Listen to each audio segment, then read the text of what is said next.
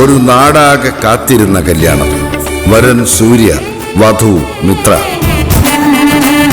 എന്നാൽ ഈ കതിർമണ്ഡപത്തിന് മറ്റു ചില ലക്ഷ്യങ്ങളുണ്ട്. ആരും മറക്കില്ല ഈ കല്യാണ ദിവസം. കാണാൻ കാത്തിരിക്കുക. സ്വയംവര പന്തൽ എല്ലാ ദിവസവും രാത്രി 8 മണിക്ക്.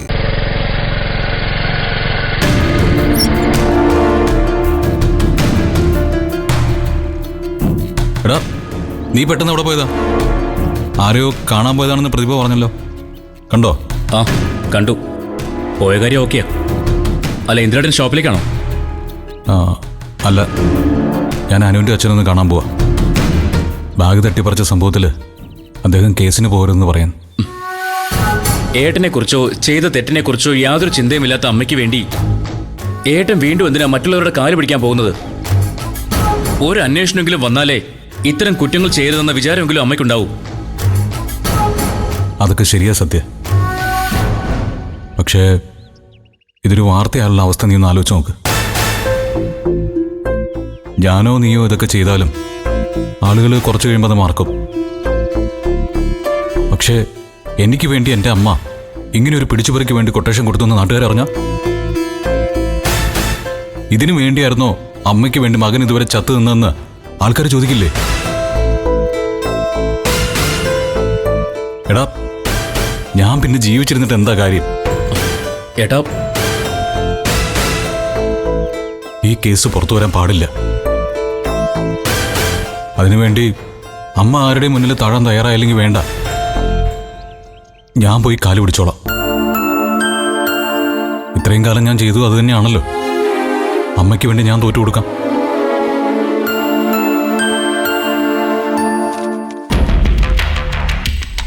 ഇന്ദ്രനൊരു സ്പീഡ് പോസ്റ്റ് ഉണ്ട്.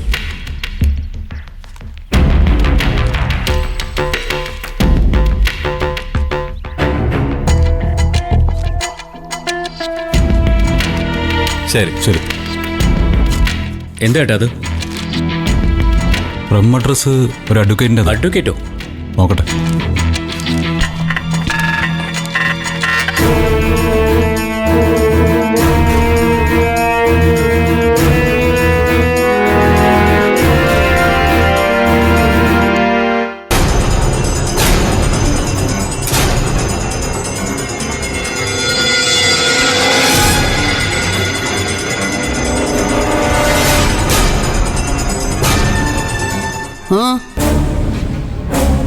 എന്താ ഏട്ടാ, വല്ല കേസ് വേണോ? ഏയ്, വേറെ കേസൊന്നും അല്ലടാ. അനുപമ അയച്ച ഡിവോഴ്സ് നോട്ടീസാ. ഒരു കണക്കിന് ആദ്യം അവൾ അയച്ചത് നന്നായി. എനിക്കത്രയും ജോലി കുറഞ്ഞല്ലോ. ഇവളോട് ഇവളുടെ അച്ഛനോട് മാപ്പ് ചോദിക്കാനാണോടാ നീ എന്നോട് പറഞ്ഞേ? ഇനി നീ അത് പറയോ? അല്ല, പറയോ? ഇല്ല, അമ്മയോട് ഇനി അതിന് ആവശ്യപ്പെടില്ല എന്ന് ഞാൻ നേരത്തെ തീരുമാനിച്ചതാ. പകരം ഞാൻ പോവാ എന്റെ അമ്മയെ രക്ഷിക്കാൻ. ഇനിയും നീ പോവാണെന്ന് നാണം ഉണ്ടോടാ നിനക്ക്?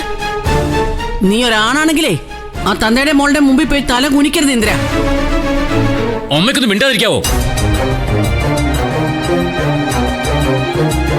അമ്മയുടെ വാക്ക് കേട്ട് ഏട്ടൻ പോവാതിരുന്നാ ഞാൻ പോവും. ആരുടെ കൈയും കാലും പിടിച്ചിട്ടായാലും ഈ പിടിച്ചുപറി കേസ് ഒഴിവാക്കാൻ. അമ്മയുടെ മാനസപുത്രി ഹർഷനെ രക്ഷിക്കാനല്ല, ഈ കുടുംബത്തെ രക്ഷിക്കാൻ, എന്റെ ഏട്ടന്റെ അഭിമാനം രക്ഷിക്കാൻ.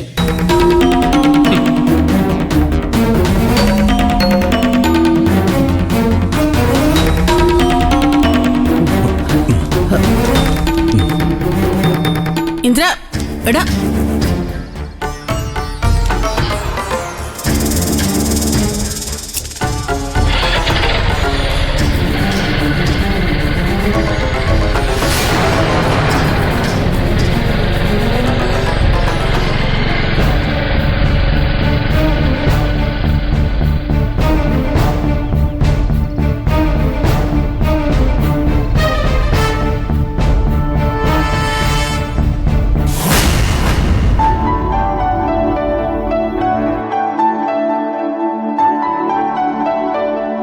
എന്ത് ചെയ്തിട്ട് ഈ കുടുംബത്തിന്റെ കഷ്ടകാലം മാറുന്നില്ലല്ലോ ഏട്ടാ.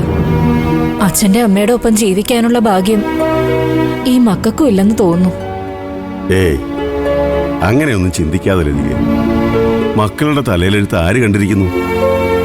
അതൊക്കെ ഒരു സമയദോഷം മാത്രമാണ്. കുഞ്ഞുങ്ങളുടെ തലവരെ തെളിയുന്നതോടെ എല്ലാ പ്രശ്നങ്ങളും തീരും.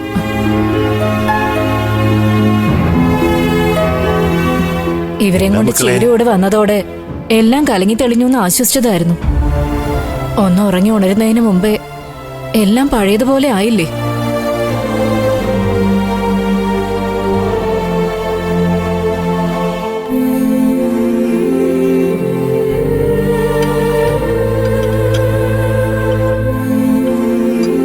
എന്റെ ലതികെ, വിനയന്റെ ഭാഗത്ത് തെറ്റൊന്നുമില്ലല്ലോ. ചീരുവിന്റെ ശ്രദ്ധക്കുറവ് കൊണ്ട് പറ്റിയതല്ലേ. അതുകൊണ്ട് അവര് തമ്മിൽ ഇതിന്റെ പേരിൽ ഒരു അകൽച്ചയൊന്നും ഉണ്ടാകാൻ പോകുന്നില്ല. സ്കാനിങ്ങിൽ വേറെ കുഴപ്പമൊന്നും ഇല്ലാതിരുന്നാ മതിയായിരുന്നു. കുഞ്ഞിന് വല്ല അപകടവും പറ്റിയ ഒരാൺകുഞ്ഞ് ജനിക്കാനുള്ള വിനയന്റെ മോഹം കൂടിയേ ഇല്ലാതാകാൻ പോകുന്നേ. ആൺകുഞ്ഞോ? അതിന് ചീരുവിന്റെ വയറ്റി വളരുന്നത് ആൺകുഞ്ഞാണെന്ന് അവൻ എന്താ ഇത്ര ഉറപ്പ്? അതവന്റെ ഒരു വിശ്വാസം ഏട്ടാ. ചീരു ആ ജീവനെ വേണ്ടെന്ന് വെക്കാൻ നോക്കിയപ്പോഴൊക്കെ വിനയൻ ചെന്ന് തടഞ്ഞത് അതുകൊണ്ടല്ലേ. അവസാനം ദൈവം അവരെ വീണ്ടും ഒരുമിപ്പിച്ചെങ്കിൽ അവർക്കൊരു ആൺകുഞ്ഞ് ജനിക്കുമെന്ന എന്റെയും പ്രതീക്ഷ. പ്രതീക്ഷയും വിശ്വാസവും ഒക്കെ ആവാം. പക്ഷെ വിധി മറിച്ചാണെങ്കിൽ അത് ഉൾക്കൊള്ളാനുള്ള മനസ്സുണ്ടാവണം. എനിക്ക് ആൺകുഞ്ഞായാലും പെൺകുഞ്ഞായാലും സന്തോഷം ഏട്ടാ. വിനയന്റെ കാര്യത്തിലേ ഉള്ളൊരു വിഷമം.